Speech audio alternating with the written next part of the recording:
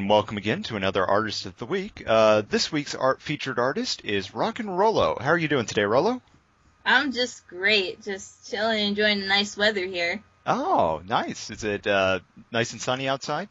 Oh, yeah. Well, Rollo's been kind enough to come on and give us a little bit of her time. So without further ado, let's ask her some questions. The first thing I wanted to ask you is, how long have you been into art? Let's see. I've been into art since I could pick up a pencil and draw a stick. Oh, that's easy enough. Have you had any formal training? Have you gone to school for it? I took a couple of art classes during middle school and high school, but nothing like to go into an art college. No, just as a hobby. Okay.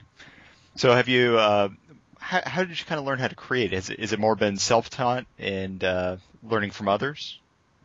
Yes. I just taught myself. I looked at references in books, anything I could to help me get better anatomy and stuff. And I looked up to other artists to see how they did their posts and such, and how they did their designs. And I kind of took a bit from each artist and kind of contributed to my own style. Oh, interesting. How did pony art come about? Well, that is an interesting story. At first, I didn't even want to come into the fandom. I thought it was silly with the colorful ponies, and I was like, oh man, this fandom is going to be ridiculous. And it was my older sister that got me into the ponies, which kind of led me into drawing them, because I couldn't resist. They were just so adorable. They captivated my girliness. So does your older sister run a Tumblr as well? Yes, hers is Ask Peaceful Shimmer. Okay. So how did the idea for Roolo come about? How did you design her? Oh my gosh, she was a long process. I started designing her back in November of last year. She was originally supposed to be my pony Sona. That's why she kind of has those thick eyebrows, because that's one of my physical traits, is my eyebrows.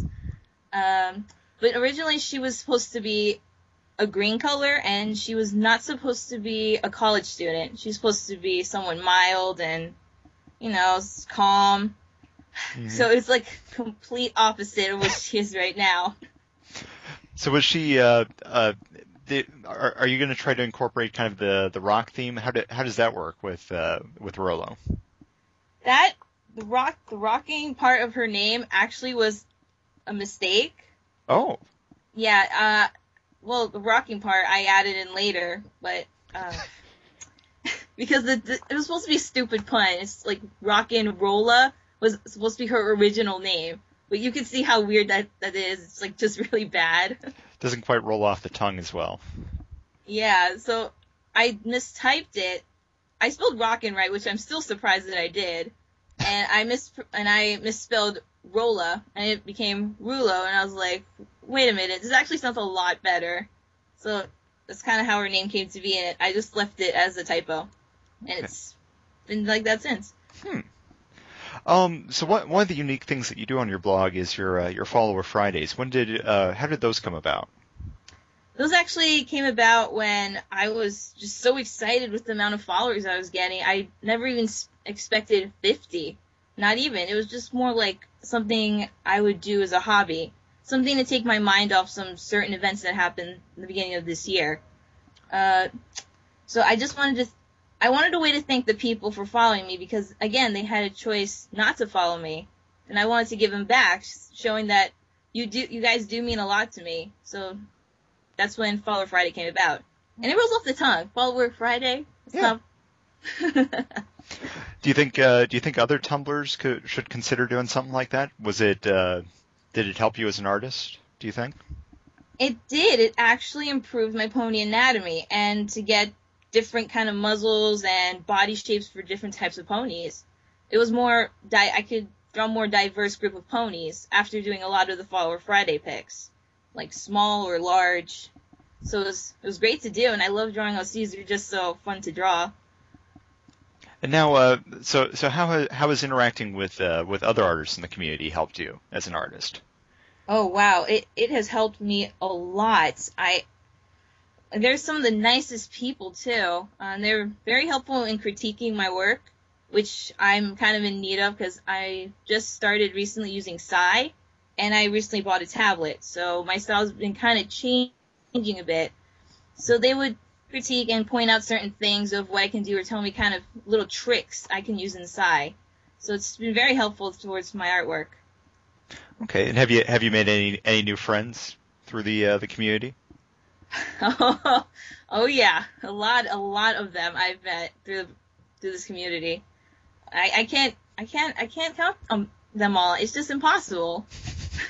Any particular favorites that you like to work with?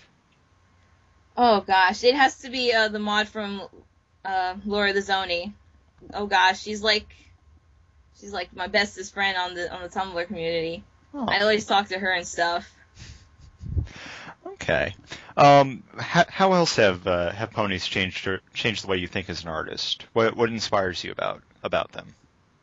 I guess it doesn't inspire me artist-wise. It's probably I just draw because they're colorful and stuff. But they've changed my views morally. I've begun to follow some of the things they've been teaching in the episodes. So it's made me become a better person rather than a better artist. So I'm very thankful for that. So it kind of affected you more of your life outside of art. Yes. All right. And interesting. What else do you do besides art? Do you have any hobbies or jobs? Currently I'm not. I don't have a job, but I'm a full-time college student. And other hobbies I have is just hanging out with friends and reading classics. What are you going for in college? I'm actually going for biology, so I can get into med school. Interesting. What made you choose med school? Well, ever since I was a kid, I had this odd fascination with the human body. Like, other kids would pick books like Clifford, the Big Red Dog, or something equal to that, but I would pick up a book on the human anatomy, and I would just kind of read it for hours on end, and there's just so much more interesting than a big red dog. Do you think your experience with anatomy has helped you as an artist?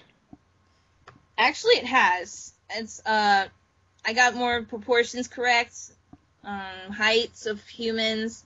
Although I kind of lost my touch on that because I've been drawing ponies. Mm-hmm. But it's how it's helped me a lot. Because when you work with realism, then you get a better understanding of how to draw something out of proportion. I don't know if that makes sense, but it's helped. Okay. Do you have any future projects that you're excited about? Not currently. I don't. It's kind of like in the moment, and it just kind of comes to me as time goes on. What's your favorite thing that you've ever worked on? My favorite thing I worked on.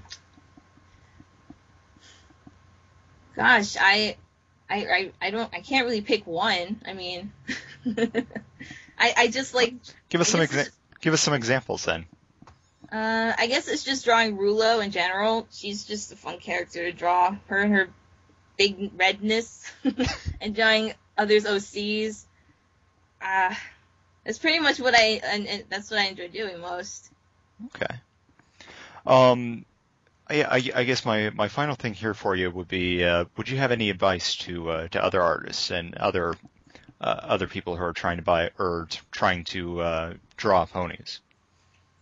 Well, I can give them one thing. They should use references. Always use references. It's not copying. It's good to use references. That's how most artists start and get their style.